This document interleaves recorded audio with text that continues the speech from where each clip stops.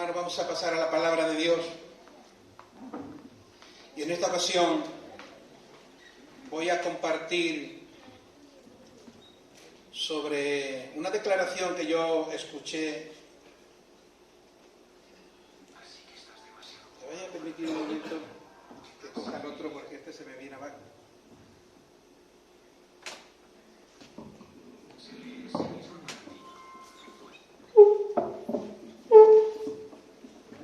Sí, bien. Una declaración que una vez escuché a una persona y me pareció que esas tres declaraciones que hace, la voy a decir de principio. Ella creo que está hablando por su nación, por su pueblo, Chile. Ella es Isabel Allende, muchos conoceréis, es una escritora afamada, todavía vive, tiene 80 años ahora, ¿verdad? Ella desde el año 2004 es miembro de la Academia Estadounidense de las Letras y las Artes, y en el año 2010 fue premiada también en su nación con el Premio Nacional de Literatura. Es una persona muy culta, evidentemente, es escritora y sobre todo conocía la historia de su nación. Yo por lo que leí deduje que estaba hablando de su nación y de algo muy importante. Y yo entendí que sería bueno buscarle el enfoque bíblico, que lo tiene evidentemente, buscarle un encaje bíblico con sus textos y historias, porque realmente lo que ella dice aquí ocurre en las Escrituras, evidentemente. No hay nada, digamos, en este mundo que no esté registrado. Los principios de todas las cosas de este mundo están registradas en la palabra del Señor, de alguna manera, ¿verdad? Pues ella hace una declaración y lo que viene a decir es algo así. Ahora que ha terminado la dictadura, óyelo bien, ya todos conocéis lo que es una dictadura, ¿verdad? Todo el sufrimiento, todas las pérdidas, todo el dolor, todo el resentimiento, todo aquello que produce una dictadura, ¿verdad? Tenemos que dejarlo a un lado. Debemos de cultivar una memoria selectiva. Eso fue lo que dijo en la primera declaración. Una memoria selectiva para recordar solamente lo que es bueno. Recordemos del pasado solamente lo que es bueno. Para no arruinar nuestro presente, actuemos con una prudencia lógica. Para no arruinar el presente, ahora que ya ha pasado la dictadura, seamos prudentes, ¿vale? Para no arruinar el presente y el futuro que tenemos por delante. Y en relación con el futuro, debemos de tener un optimismo desafiante. Así que estas tres declaraciones a mí me llegó y digo, esto se recoge en las Sagradas Escrituras, evidentemente, yo voy a intentar hacerlo, ¿vale? ¿Qué es una memoria selectiva? ¿Qué creéis vosotros que es una memoria selectiva? Debemos de cultivar, el creyente debe de cultivar una memoria selectiva. La Iglesia debe de cultivar una memoria selectiva. ¿Qué quiere decir una memoria selectiva? Que nosotros tenemos la capacidad de seleccionar los pensamientos que van a albergar nuestra mente. ¿Has entendido eso?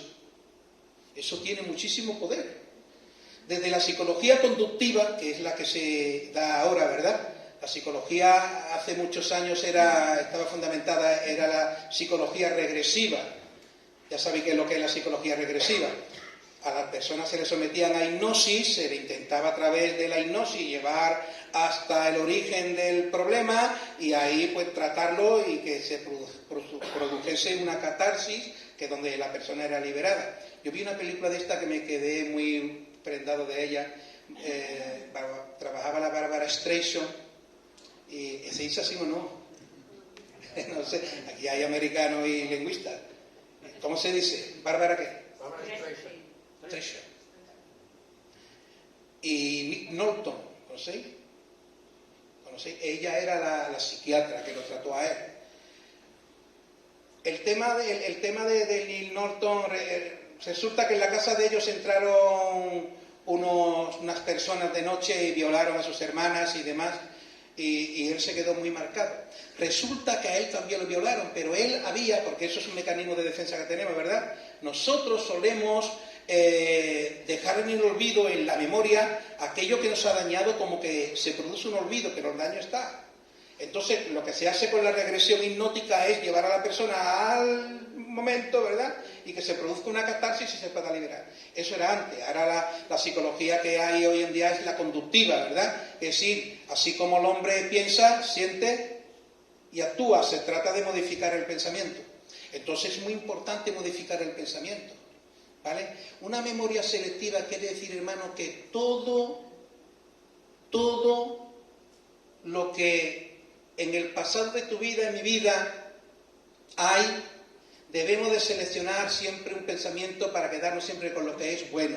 Y todo lo que no es bueno, todo lo hiriente, todo resentimiento, todo lo que no edifica, toda falta de perdón, todas aquellas cosas que no traen beneficio a nuestra vida, debemos de soltarlo en el nombre de Jesús. Amén. Tenemos que albergar en nuestra mente solamente aquellos pensamientos que son positivos. Vamos a ver algunos textos para esto. ¿Tú crees que esto es posible? ¿Tú crees que sí? Claro. Podemos seleccionar cuáles son los pensamientos que van a albergar nuestra mente.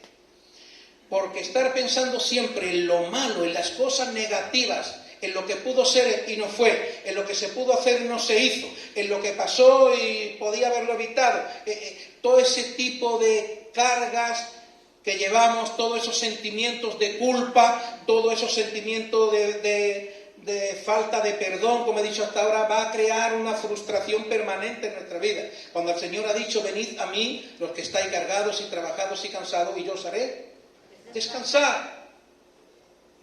Podemos pensar con un pensamiento, en este caso, selectivo.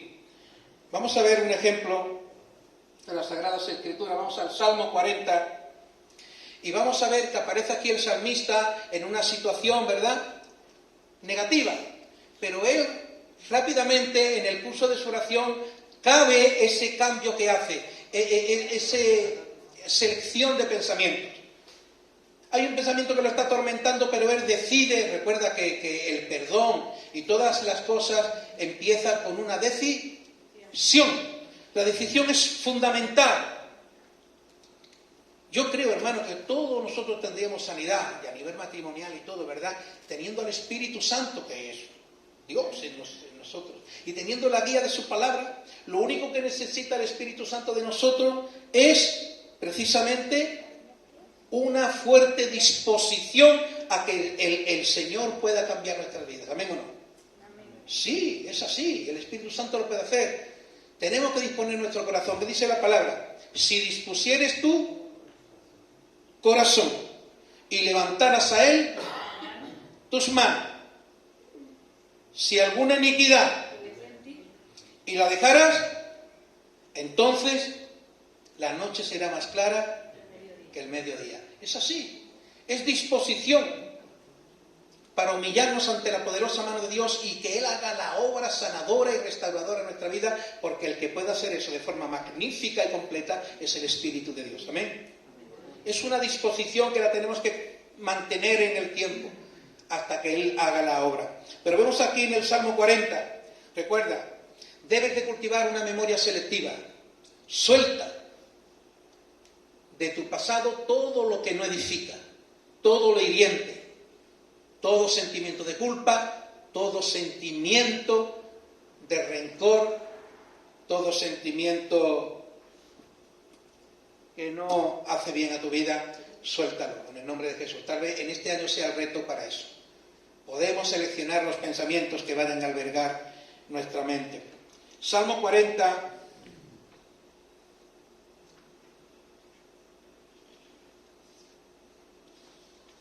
Vamos al Salmo, sí, estamos ahí, ¿verdad? Salmo 40.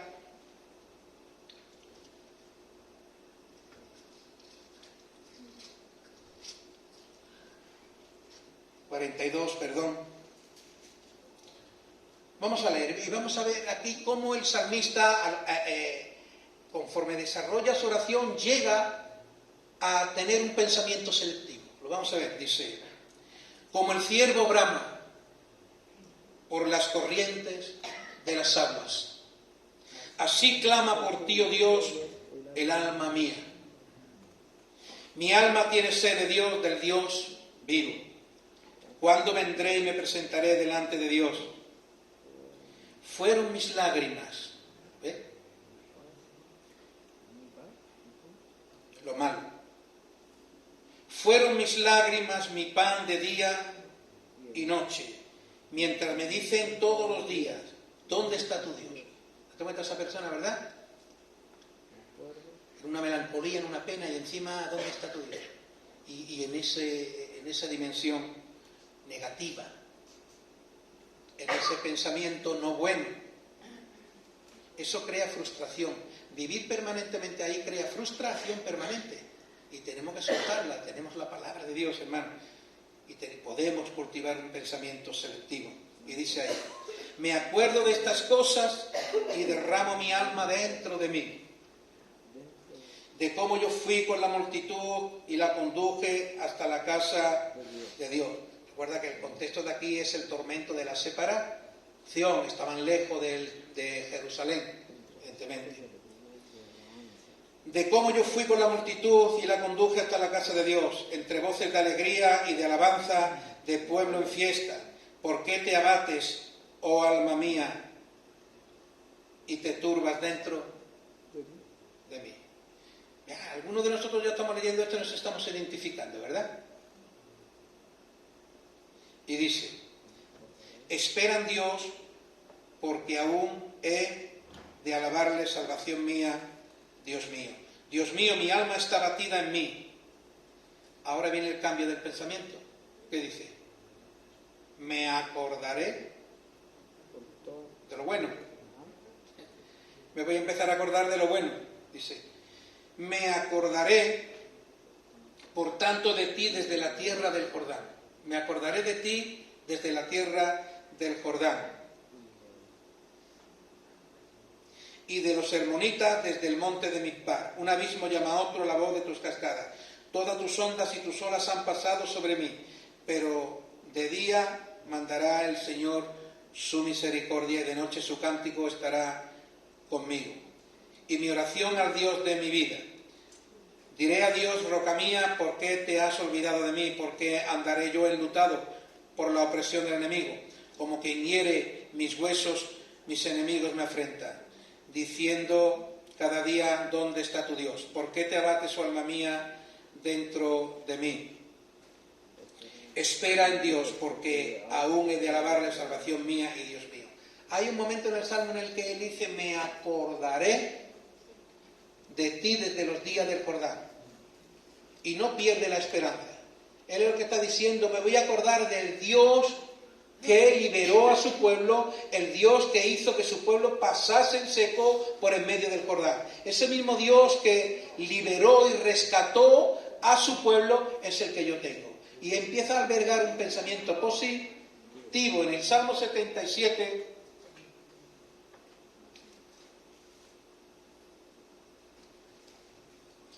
Salmo 77,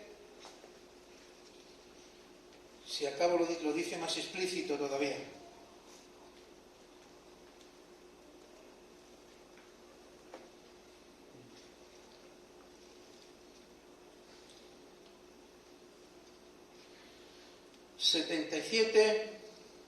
Dice, otra vez un espíritu angustiado. Es un espíritu angustiado.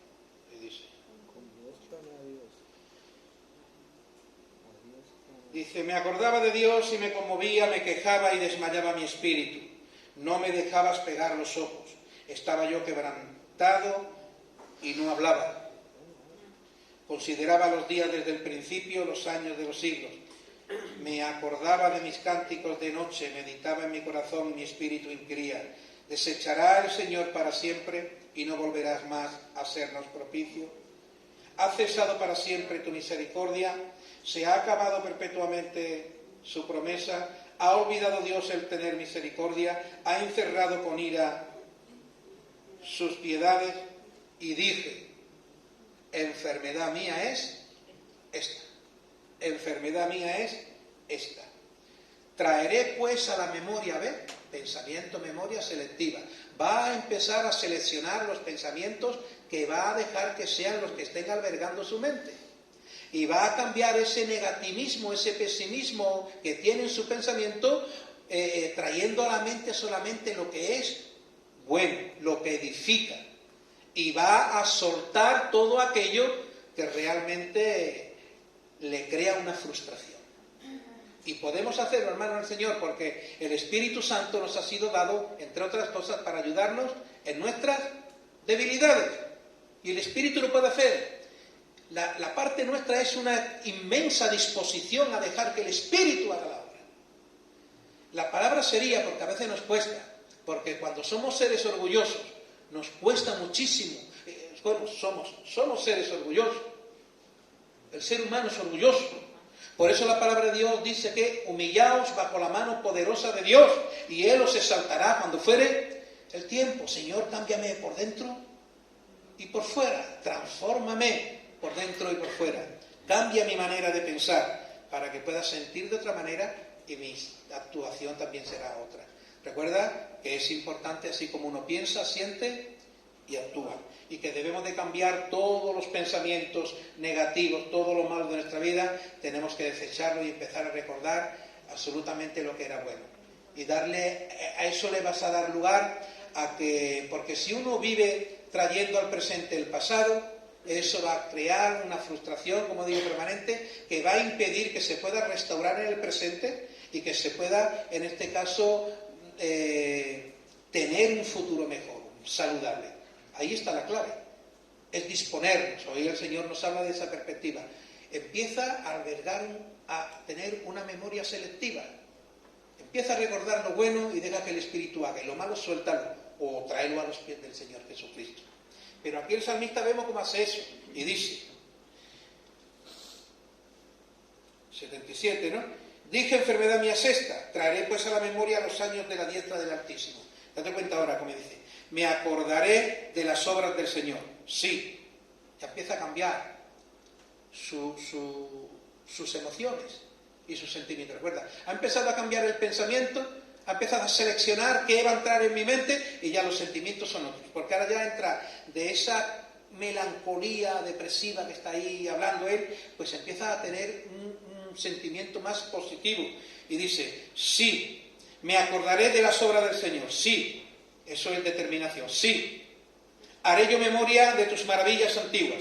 Meditaré en todas tus obras y hablaré de tus hechos. Oh Dios mío, ya empieza como a adorar. Oh Dios mío, santo es tu camino. Qué Dios grande como nuestro Dios. Aquí estas declaraciones muy diferentes a los versículos primeros. Enfermedad mía es esta, me acordaba en mi cama, mis lágrimas. Y tú eres el Dios que hace maravillas. Y es otro pensamiento, es otro sentimiento, es otra emoción que lo va a llevar evidentemente a una conducta diferente. Y dice, oh Dios santo es tu camino, que Dios es grande como nuestro Dios, tú eres el Dios que hace maravillas, hiciste notorio en los pueblos tu poder, con tu brazo redimiste a tu pueblo. Ya está haciendo alusión a cuando sale de Israel y demás, se está animando él, está recordando que tiene un Dios poderoso, que tal vez el problema le había nublado el sentido para ver que tenemos, como decía la apertura, esto va con la apertura, tenemos un Dios poderoso, amén o no. Amén. La tristeza la podemos dejar en las manos del Señor. Todo esto es un proceso, no es fácil, pero sí se puede hacer. Dice, las nubes echaron inundaciones de agua, tronaron los cielos y discurrieron tus rayos. La voz de tu trueno estaba en el torbellino, tus relámpagos alumbraron el mundo, se estremeció y tembló. Va a estar recordando todo desde el inicio de los albores de la humanidad, la mano poderosa de Dios a lo largo de la historia. Y está diciendo, ese Dios tan poderoso que yo estoy haciendo una biografía de su poder, es el Dios que yo tengo, amén o no. El Dios que nosotros tenemos no es un Dios cualquiera, un Dios que puede. Y el único problema que puede encontrar es que nosotros no le permitimos hacerlo. Que nosotros no le permitimos hacerlo, por un motivo u otro. Pero evidentemente es porque tenemos que humillarnos bajo la mano poderosa de Dios para que Él nos exalte cuando fuera el tiempo. Amén. Que Dios nos ayude, que Dios me ayude a mí, esto es para mí. ¿Vale? Él puede cambiarlo. Es más, Él está deseando cambiarlo. Pero a veces encuentra que el único problema no es el obstáculo en sí, sino la persona. que no permite de alguna manera que Él haga la obra. Y esto es así. Así que a partir de ahora, yo ya se lo dije ayer a un hermano, me encontré con él, me empezó a hablar muy negativo, le dije, tiene que empezar a cultivar una memoria selectiva. ¿Y sabes lo que es? Claro, yo llevo ya unos pocos de días con la memoria selectiva, me encuentro con alguien que no sabe nada, le hablo y le lanzo la memoria selectiva como si estuviese conmigo 3 días hablando de eso, y dice, memoria selectiva, es que le explico, sí, hermano, nosotros tenemos autoridad para controlar qué pensamientos son los que van a albergar nuestra mente. Sí, hermano, o no. Y recuerda que la psicología lo dice, así como uno piensa, siente y actúa. Entonces es importante, hermano, esto es poderoso. Así que a partir de ahora vamos a recordar lo bueno. ¿Amén? Amén. Si venimos aquí recordando lo bueno, es diferente todo. Nuestra alabanza es diferente, todo diferente. Así que eso tiene poder, hermano. Porque traer al presente lo malo del pasado nos va a impedir poder cambiar el futuro, tener un futuro mejor. Amén. Bueno, hay un futuro mejor para nosotros en el reino de los cielos, pero hablo de la temporalidad de la vida. Podemos vivir con otra calidad de vida en la tierra, ¿verdad? Si nosotros entendemos que el Señor quiere hacerlo y que lo que requiere de nosotros es una disposición grande. Humillar nuestro orgullo no es fácil, no es fácil, no es fácil, porque eso está en nosotros y no es fácil, pero podemos. Y el Señor quiere que nosotros lo hagamos para que nuestra vida pueda cambiar.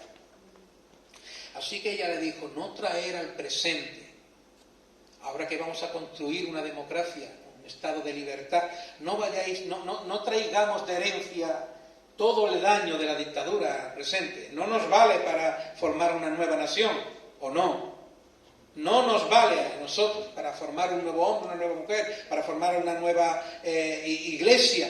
No nos vale vivir trayendo al presente las cosas malas del ayer, sino que podemos soltarlas en el nombre del Señor. Como dice la palabra, llevarla a los pies de Jesús, o llevarla a la cruz y crucificarla de una vez por todas para que no siga creando en nosotros una vida de frustración permanente. Y vivir frustrado no es algo saludable, eso te enferma físicamente también, al final.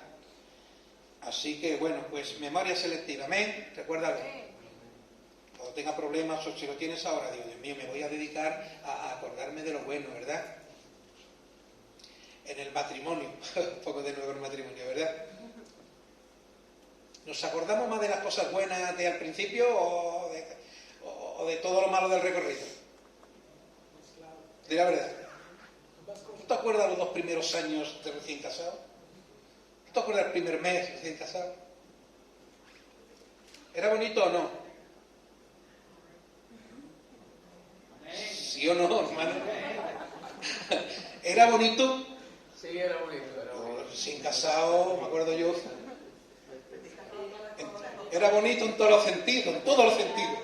Era bonita, era bonito. Entonces, ahora que ha quedado, eso es lo que tenemos que volver a. Si queremos mejorar el futuro en el matrimonio, tenemos que traer al presente lo bueno del pasado. ¿Amén? Si vamos a vivir martilleando el pasado, entonces ahí nos vamos a ir destrozando cada vez más. Señor, obra tú, yo voy a pensar lo bueno y yo quiero recuperar lo bueno. Yo quiero volver por mis jornadas y levantar el altar, destruir mi altar matrimonial, mi esto, lo otro. Si entendemos todas estas cosas y nos ponemos en marcha, Dios puede y quiere, amén. Yo el primero, hermano, yo el primero, ¿vale? Así que le dice al pueblo, no vayamos a traer, soltemos lo malo, todas las penurias que hemos pasado y todo el daño que nos ha hecho la dictadura, para construir un presente democrático y de libertades. No nos vale nada más que recordar lo bueno de antaño, ¿vale? Y ahora le dice otra cosa, y para el presente que tenemos por delante tenemos que tener una prudencia lógica. Esa es la segunda frase, prudencia lógica. El creyente necesita prudencia lógica. ¿Qué quiere decir esto? Para no arruinar el presente. Si antes era memoria selectiva para recordar lo bueno, el verbo es recordar lo bueno, ahora es prudencia lógica para no arruinar el presente, porque podemos arruinar el presente, ¿verdad? Esto es muy importante, mira, y los ejemplos son magníficos, me lo dio el Señor, el enfoque bíblico lo pude coger. Todos nosotros, en un momento de locura, en un momento de tentación, en un momento de carnalidad, podemos tirar por los suelos todo lo que hemos construido de bueno en nuestra vida. Toda la fama que hayamos podido tener testimonialmente hablando, o el testimonio que hayamos podido tener de cara a las personas, todo eso lo podemos nosotros derribar en un momento de imprudencia ilógica, vamos a llamarlo así. Dice la palabra de Dios en Eclesiastés, ¿verdad? Las moscas muertas hacen heder el perfume del perfumista. Así una pequeña locura al que es estimado como sabio y honorable. ¿Cuánto? Vamos a poner, porque esto se ha dado mucho, se da el tema del adulterio en el ministerio pastoral, porque el pastor está expuesto a este tipo de cosas, ¿verdad?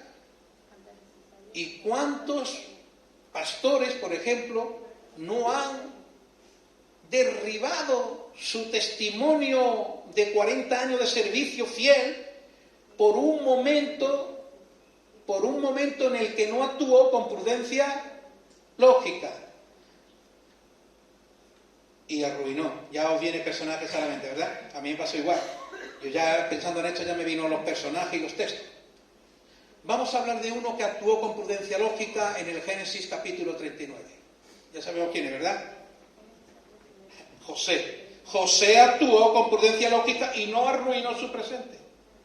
Aunque luego por el engaño de la mujer fue encerrado, pero vamos, eso entraba dentro de los planes de Dios. Si hubiera ido al cárcel, allí a la cárcel no encontraba al panadero ni al otro y no se hubiese convertido. Total, que eso formaba parte de los planes de Dios. Pero él, en su respuesta, no arruinó su presente.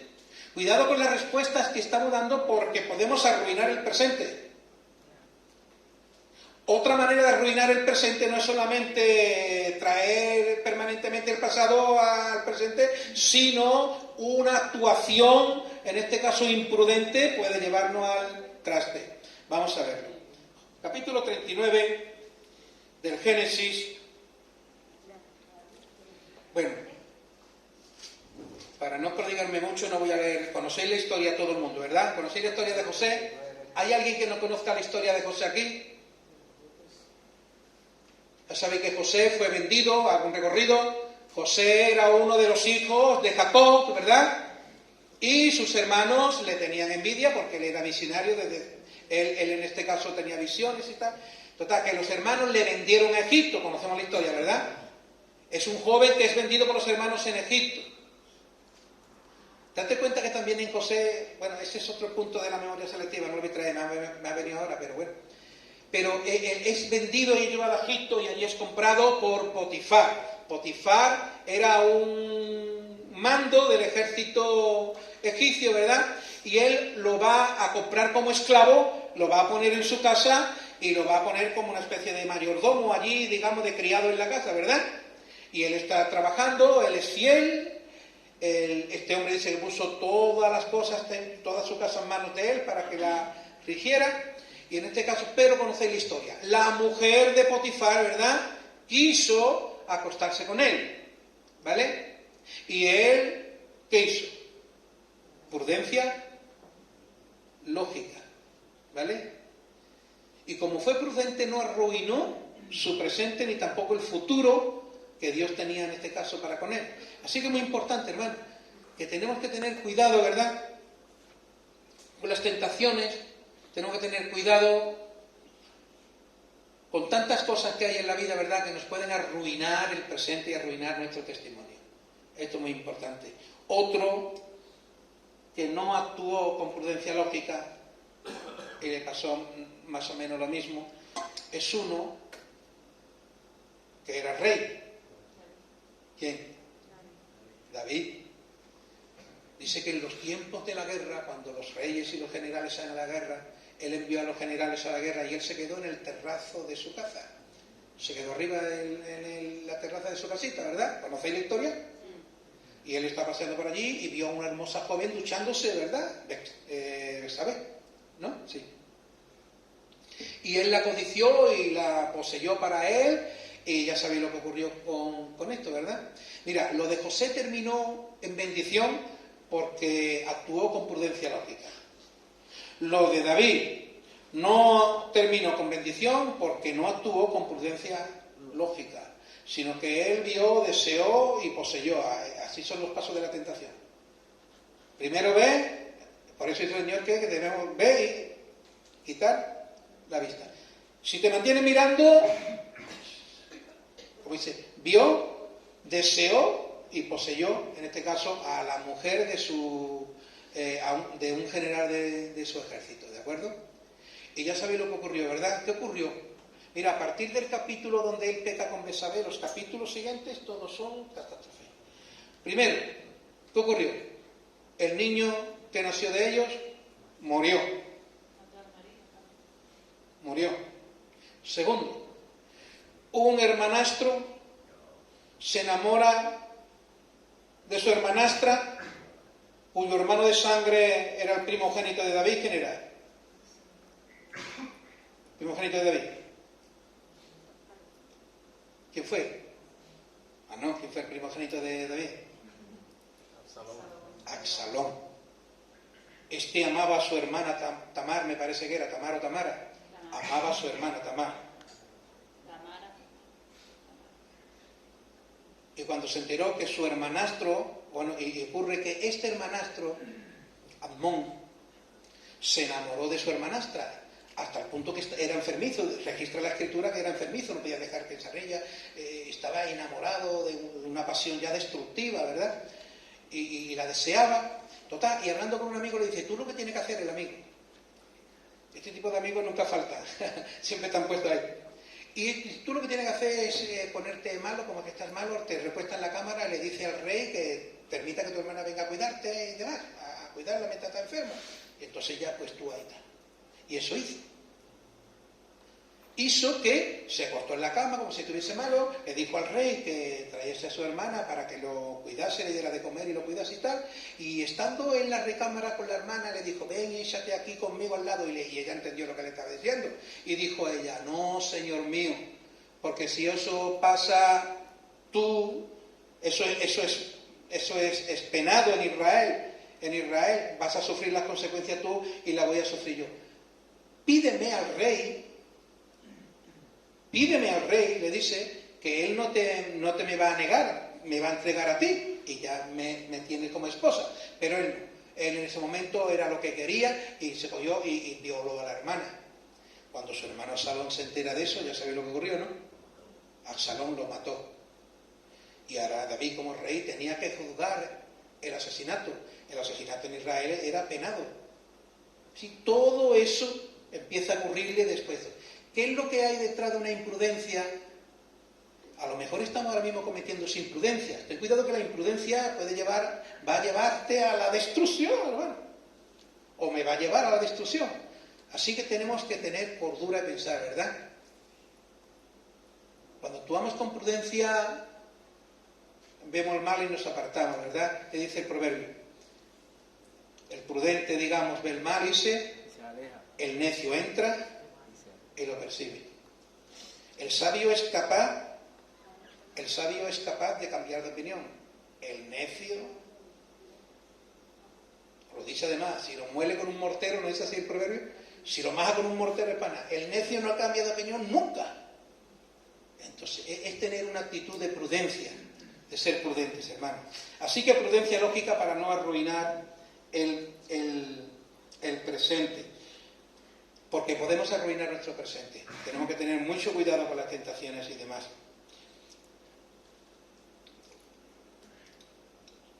Hemos visto el ejemplo ahí de José, que no pecó, en este caso, de imprudencia, sino que fue prudente, y a David, como rey, que sí pecó, no fue prudente, y las consecuencias de uno y de otro fueron completamente diferentes. Así que mucho cuidado con esto. Y ya por último, para terminar, porque no me he metido a la lectura ni nada, si no hubiese echado más tiempo, pero se conocen las historias, como conocemos las historias, los textos bíblicos están ahí, la historia está ahí para en este caso, fundamentar la necesidad de seleccionar los pensamientos que vayamos a dejar albergar nuestra mente, porque nos pueden destruir y arruinar también el presente, la imprudencia. Y por último, optimismo desafiante. le dijo, recuerda que esta mujer es escritora, conoce la historia de su nación y lo que dice tiene mucha cordura. Ahora, para construir una nueva nación, tenemos que acordarnos solamente de lo bueno, dejar lo malo. Tenemos que tener prudencia a la hora de construir una democracia y tenemos que tener también un optimismo desafiante a la hora de construir una nueva nación de libertades. ¿De acuerdo? Yo creo que sí. Es como si Dios me dijera, como Él te dijera a ti, debes de tener memoria selectiva, que es lo que hace el salmista, es tener memoria selectiva. Debes de ser prudente para no arruinar tu presente y debes de ser optimista ante el desafío y los retos que tiene por delante. ¿Amén? El optimismo desafiante lo que nos habla es de un creyente que tiene optimismo desafiante, es un creyente que denota seguridad en Dios, que denota que tiene puesta su confianza en el Señor. En el libro de Josué encontramos a uno con un optimismo desafiante. ¿Quién? Caleb. Cuando después de 7 años de pelea, de lucha y de conquista, ¿verdad?, quedaba un solo monte, pero era el monte más difícil porque ya estaban cansados y además allí estaban los gigantes, total. ¿Y qué dijo él? Tal vez el Señor esté conmigo. Él podía haber dicho, no, yo ya he hecho lo que tenía que hacer, a que lo haga otro. No. Sino él dice, no, están los gigantes, pero él tenía un optimismo desafiante que denotaba una seguridad, una confianza en el Señor. Y en Samuel, y con esto termino, no he ido a los textos, pero lo conocéis, no estoy diciendo algo que no es, no estoy contextualizando, vemos que Caleb tenía optimismo desafiante.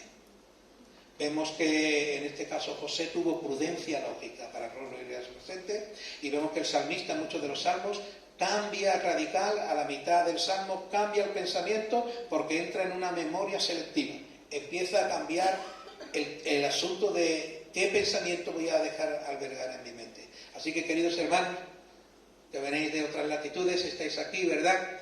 Todo aquello que pertenece al pasado, todo aquello que no edifica, todo aquello que causa frustración, todo sentimiento de culpa, todo sentimiento de resentimiento, todo aquello que no hace bien, que no edifica vuestra vida, soltarlo en el nombre del Señor y empezar un nuevo tiempo, trayendo a la memoria lo bueno de vuestras vidas, ¿verdad? Siendo prudentes a la hora de construir un nuevo tiempo para vosotros como familia y ante los retos que tenéis por delante, que tengáis un optimismo desafiante como creyentes que se fundamente en la confianza y en la seguridad que encontramos en Dios. Amén. Amén. Dice la palabra de Dios, bienaventurado el hombre que confía y cuya confianza es el Señor. No solamente es confiar en Dios, todos confiamos para la salvación, pero ¿estamos haciendo de Dios nuestra fuerte confianza frente a los problemas de la vida? Eso es importante, hermano, para que el Señor, para que nosotros podamos cambiar. Yo hablo de mí, para que yo y mi esposa, que ya estamos centraditos en años, yo tengo este problema. Hay personas que tienen 60 y tantos años y dicen que es joven. Yo tengo 58 y ya me estoy dando como de viejo total. Pero yo tengo que cambiar ese pensamiento. Yo soy un chico jovial.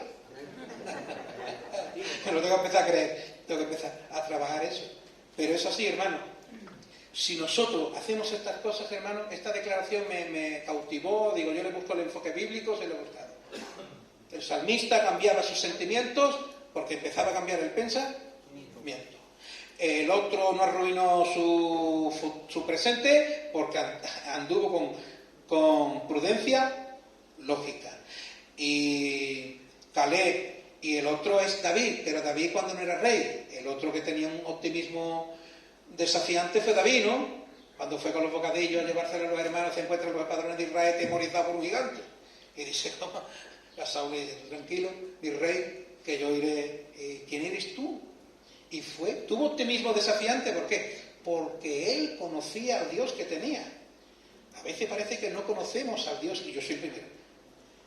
A veces parece que no conocemos al Dios que tenemos, no hay nada imposible para Él. Las trabas están en nosotros, tenemos que buscar dónde están las cosas y desentrabar las cosas. Y con estas 3 cositas que hemos dicho, podemos ganar mucho de cara al futuro, en el presente, pero también de cara al futuro, en lo que nos quede de vivir. Hablo como matrimonios, hablo como iglesia, hablo como creyente. ¿De acuerdo? Como creyente podemos estar ahora mismo, pues, atrapado en las cosas malas, actuando de forma imprudente, que nos puede costar todo lo que somos y tenemos, lo podemos perder, evidentemente, y todo eso va a impedir que podamos tener una vejez, ¿ves? Como el pensamiento ese de viejo lo tengo encima, podamos tener una vejez más tranquila. Yo hablo ya de la etapa de Pedro, de mi etapa, de la etapa de ellos, de la etapa de Rosado. Los demás mejor soy más jóvenes de la etapa de Juan, evidentemente. Pero podemos mejorar, amén. Y podemos disfrutar de esa mejoría, gloria a Dios. Simplemente modificando el pensamiento y dejando que el pensamiento, el Espíritu Santo tome ese pensamiento bueno, cambie nuestros sentimientos y podamos, nuestra conducta pueda en este caso cambiar, amén, para la gloria del Señor. Bueno, pues esta es la palabra que en esta mañana quería decir. Os digo como esta señora dijo a sus conciudadanos: hermanos, cultivemos una memoria selectiva para recordar lo bueno. Tengamos una prudencia lógica para no arruinar el presente. Y tengamos un optimismo desafiante para construir un mejor futuro para nosotros. Amén. Pues hasta ahí la palabra de Dios.